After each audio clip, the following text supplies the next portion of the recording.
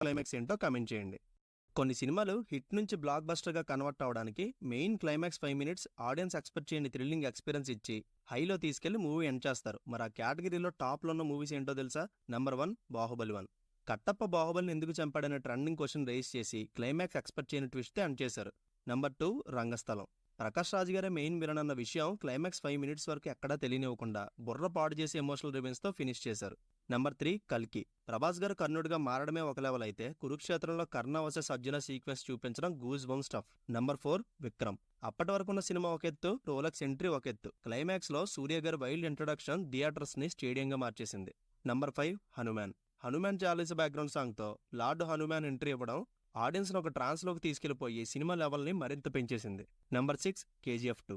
Rocky boy చనిపోయాడని confirm చేసేసి finishing లో కేజీఎఫ్ పార్ట్ 3 ఉందని రివీల్ చేయడం క్రేజీ అసలు. అండ్ వీటిలో మీ ఫేవరెట్ క్లైమాక్స్ ఏంటో కామెంట్ చేయండి.